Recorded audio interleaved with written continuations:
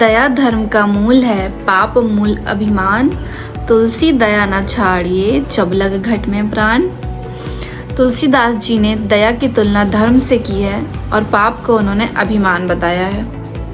Hi, I'm Shreya. This is my YouTube channel Shreya's World.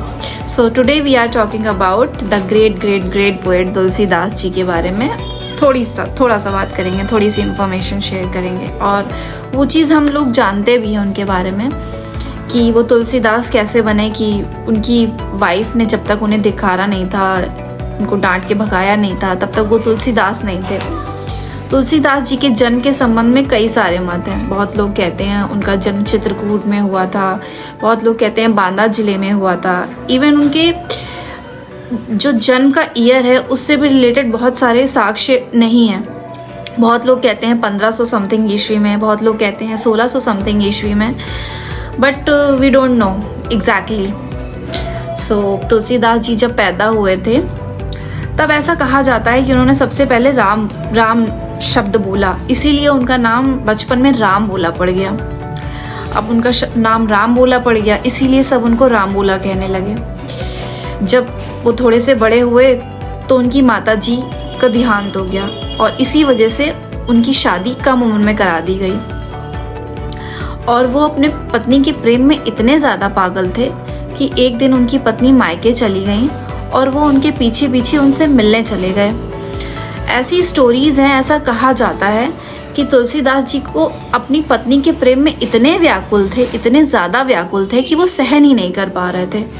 तो एक दिन वो उनसे मिलने के लिए उन्होंने सोचा कि चलो उससे मिल आते हैं। तो उफनती हुई नदी को पार करके पता नहीं कैसे वो उनसे मिलने चले गए और वो उस उफनती नदी को उन्होंने एक शव के थ्रू, एक मरे हुए इंसान के थ्रू पार किया, ऐसा कहा जाता है। खैर जैसे तैसे उन्होंने उस नदी को पार कर लिया उनसे मिलने के लिए। उसके बाद जब वो उनके घर पहुंचते हैं तो उसका दरवाज़ा बंद रहता है।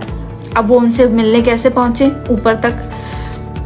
क्योंकि कमरा उनका ऊपर था, इसलिए वो एक रस्सी के थ्रू ऊपर चढ़ जाते हैं।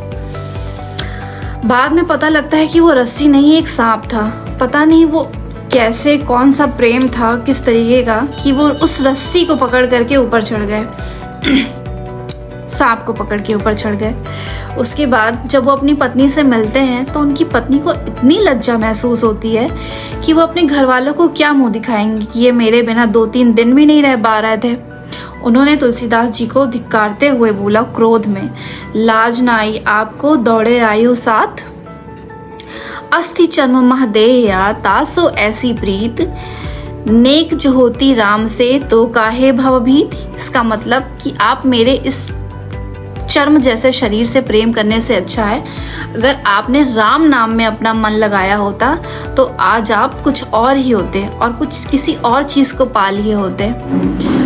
ठीक उसी समय तुलसीदास जी का मन जो है वो बिल्कुल ही बदल गया, बिल्कुल ही विपरीत हो गया। वो अपनी पत्नी को छोड़ चुके थे। उसी समय उन्होंने निश्चय कर लिया कि वो अपना पूरा जीवन राम नाम में व्यतीत करेंगे और वो निकल पड़े राम नाम की खोज में। आफ्टर दैट क्या हो सकता है? फिर हमें मिलता है रामचरितमानस और फिर रचना हुई रामचरितमानस की, जिसे हम सब गोस्वामी तुलसीदास जी के नाम से जानते हैं।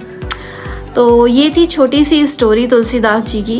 If you like my story, my video, so please do like, share and subscribe. I know थोड़ा सा रिकॉर्ड करने में ग्लिच हो जाता है, बट मैं इम्प्रूवमेंट करूँगी। So thank you.